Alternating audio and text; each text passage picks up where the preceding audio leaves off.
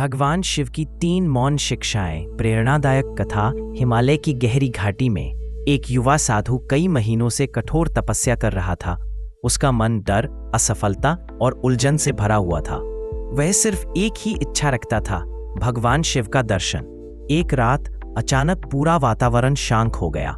हवा सुगंधित हो गई, चारों तरफ दिव्य प्रकाश फैल गया और उस प्रकाश से प्रकट हुए महादेव शिव।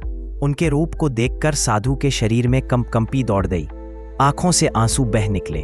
साधु ने कांपती आवाज में कहा, महादेव, मैं जीवन में बार बार डर जाता हूं, असफल हो जाता हूं। कृपया मुझे वह शिक्षा दे जो मेरे जीवन को बदल दे। भगवान शिव मुस्कुराए और धीरे से बोले, पहली शिक्षा, मौन रहो, मन विजयी होगा। शिव बोले, जब मन अशांत होता है, मनुष्य गलत निर्णय लेता है। यदि तुम बस कुछ क्षण मौन रहकर अपनी सांस को महसूस करो तो तुम्हारा मन स्थिर हो जाएगा। संसार को जीतने से पहले अपने मन को जीतना सीखो।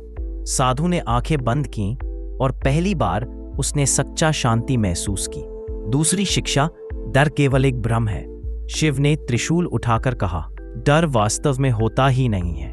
डर वह चीज है जिसे मन ने खुद बनाया है। जब तुम सत्य के मार्ग पर चलते हो तो डर स्वयं नष्ट हो जाता है। सत्य प्लस साहस सवाल, शिव झूठ, डर इक्वल विनाश।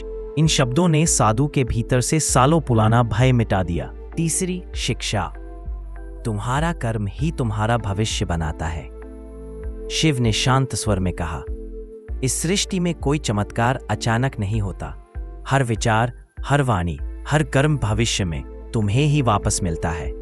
यदि तुम शुभ कर्म करोगे तो कर्म तुम्हें उन्नति देगा। यदि तुम अशुभ कर्म करोगे तो वही कर्म तुम्हें गिरा देगा। तुम जैसा कर्म बोओगे वैसा ही भविष्य पाओगे। साधु की आंखों से आंसू बहने लगे। वह शिव के चरणों में झुक गया। महादेव ने उसके सिर पर हाथ रखा और कहा, जहां प्रेम है वहां मैं हूं।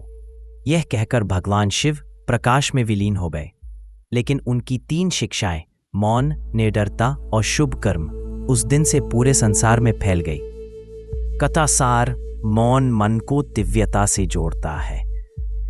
डर सिर्फ मन का भ्रम है, साहस ही उसका इलाज है।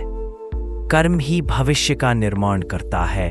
अच्छा करो, अच्छा पाओ। जहां प्रेम है वहीं भगवान का वास है।